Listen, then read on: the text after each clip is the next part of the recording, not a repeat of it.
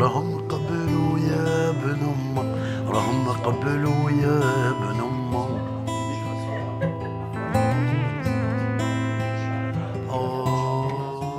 Alors, Donc, on est voilà. où ici? On est un peu chez moi, c'est D'accord. aussi mon studio.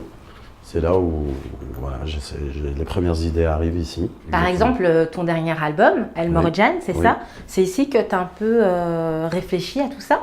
J'ai commencé à réfléchir, j'étais à Brest à l'époque. Et du coup, c'est parti un peu de la mer. En regardant la mer et tout ça, ça m'inspirait énormément. Je faisais des petites balades en plage. Et l'idée de El Morjan, qui est le corail, tu vois, Ouais. est partie vraiment de Brest. Tu vois, où tout le monde me disait Brest, c'est un peu rude, c'est un peu. Mais en même temps, c'est un terrain propice pour la création, pour l'inspiration. D'accord. Pour moi, Brest, c'est un peu comme Liverpool, tu vois. Bon, on va y aller. Bon, bah Sofiane, ça fait un moment qu'on se connaît quand même. Et je trouve en fait que tu as vraiment un univers quand même particulier. Est-ce que tu pourrais me dire en fait quelles sont tes influences musicales? À la maison, en fait, ma mère, elle écoutait souvent Farid El-Atrash, elle écoutait souvent Abdel Halim ou Asmahan. Fayrouz, donc des artistes égyptiens, libanais. On a un oncle qui est à San Diego, en Californie. Puis il est arrivé en pleine période où c'était Woodstock, c'était toute cette libération artistique, sexuelle, etc., etc. Et il avait souvent des vinyles, on lui offrait des vinyles. Par exemple, il a croisé Santana, il a croisé des gens comme ça. Et il nous envoyait des vinyles, souvent c'était des vinyles pressés, premier pressage. Il se trouve que voilà, cette espèce d'ambiance entre ce qu'écoutait mon père, ce que écoutait ma mère, ce qu'écoutait mon frère et mes oncles, a fait que j'adorais le rail. Le rail, ça a été un peu un coup de cœur pour moi. C'est ce qui ressemblait le plus à notre vie de jeunes, d'adolescents, parce que c'était du dialecte parlé cash en fait. D'accord. Parce que à la télé, à la radio, on avait le style populaire comme le shabi, mais c'était souvent des sujets autour de l'amour, mais souvent avec des métaphores, c'était jamais dit directement, tu vois, genre Nabrek, je t'aime, tu vois. Ça, il n'y avait jamais cette chose-là.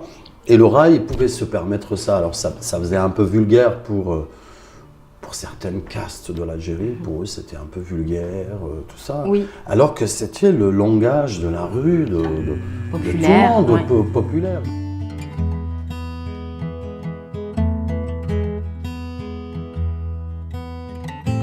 جاب الطلبة وجاي يفتح جاب الطلبة وجاي يفتح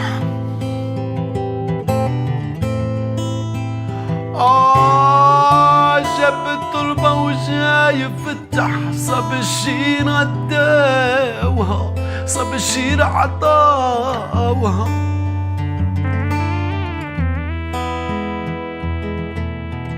Toi, tu essayes de donner un nouveau souffle et une renaissance au rail? En fait, non, j'ai pas cette prétention-là, mais tout ce que je ressens et tout ce que j'ai ressenti et que ce qu'ils ont ressenti les gens, en tout cas, c'est qu'en fait, à un moment, le rail, c'est devenu un espèce de produit commercial, sans saveur. On n'a pas été fidèle à l'essence même du rail.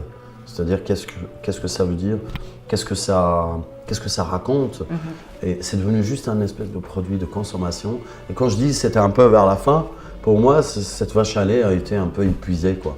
A été épuisée par des milliards de fusions qui n'ont pas lieu d'être, si tu veux. Donc pour moi, en fait, en gros, le rail tel qu'il est à l'origine n'a jamais été dévoilé réellement. Il fallait toujours mettre des ingrédients, soit funky, soit rock, soit...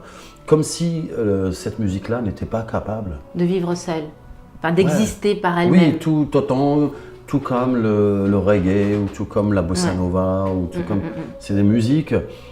si tu veux, c'est comme si à un moment, c'est devenu une musique par procuration. Il fallait toujours l'aval de telle ou telle personne ou tel son. Tu vois. Et mon idée, si tu veux, j'essaie de défendre quelque chose de pur, mais en même temps en même Mais en même temps, tu fais d'actuel. Mais Bien sûr. en même temps, tu fais des fusions aussi. Bien sûr, bien ouais. sûr. Mais je pars Mais- quand même de cette base-là D'accord. qui est le rythme, qui est les sons. Par exemple, je suis parti faire une tournée en Colombie. Quand on est arrivé, le public... Et les latinos, ils ont kiffé le rail? C'était énorme, voilà, c'était énorme. Ils se sont pas demandé qu'est-ce que c'est que cette zik, d'où ça vient, c'est quoi le pays, c'est quoi la religion de cette zik-là, si je picole ou pas, si je bois du thé ou pas. C'est juste, ils se sont dit, c'est génial ce truc. D'accord. Et ils étaient debout sur les tables, tu vois. Et ça, pour moi, en fait, j'ai envie d'arriver à ça. À ça. Alors, quels sont tes nouveaux projets? Qu'est-ce que Sofiane Saïdi nous concocte pour cette rentrée? Alors, en fait, après le Marjan, j'avais rencontré un groupe qui s'appelle Mazalda. Et quand je monte avec eux dans leur voiture et tout, ils écoutent du rail, ils ont des cassettes de rail. C'est quelque chose qui les a touchés quand ils étaient jeunes. Et ils avaient envie de faire un projet à un moment comme ça. Et du coup, on est vraiment en plein pré-prod. Et du coup, on est en train de faire des chansons, on prépare les chansons et tout.